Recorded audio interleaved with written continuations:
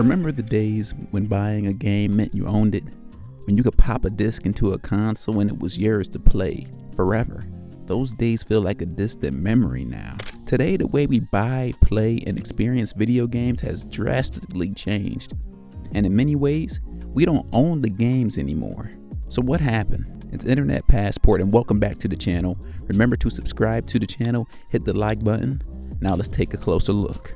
Back in the 80s or 90s, when you bought a game, it came with a shiny cartridge or disc and you took it home. It was yours.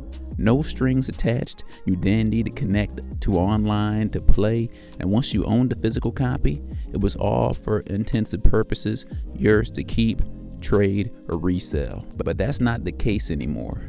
With the rise of digital downloads, game streaming services, and in-game purchases, the landscape of gaming has changed. When you buy a physical game, you don't own it in the traditional sense. Some games now require a day one patch to even function properly, meaning the disc you bought is only part of the experience. Some games require you to connect to the internet to actually play it, even if it's a single player game. Then there's the rise of digital only games.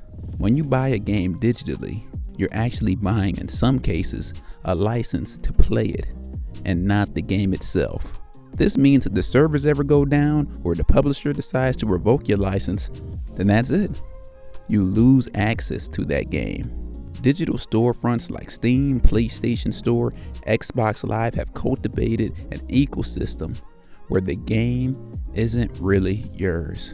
You're just leasing it. The terms and conditions can change at any time, and companies have more control than ever over your gaming library. Titles can be delisted from digital stores at any time, and if you haven't downloaded them yet, you're out of luck. Think about the game or a game that you wanted to play only to find out that it's not available anymore. And then there's the subscription services like Game Pass and PlayStation Plus, EA Play, and they're all great deals, but they come with a catch.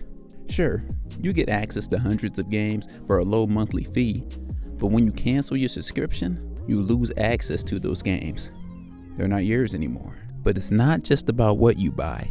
These days, many games are live services that require constant updates, and the more popular games, like Fortnite or Apex Legends, they rely on microtransactions, adding to the feeling that you don't really own the game, even if you paid for it. After all, you're not just buying the game, you're buying access to a constantly evolving experience. And while some argue that it's a way to keep games fresh and engaging, it also means companies can dictate the content you have access to.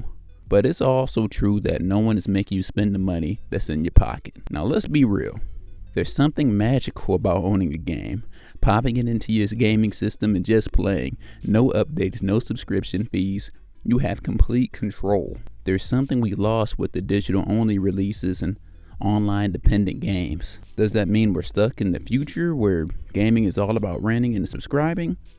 I'm not sure, but I think it's time we really start to ask ourselves, what kind of future do we want for video games? So let me know what you think in the comments below. Do you feel like you own the games you play, or are you okay with all these changes? Or is it time that we demand more from the gaming industry?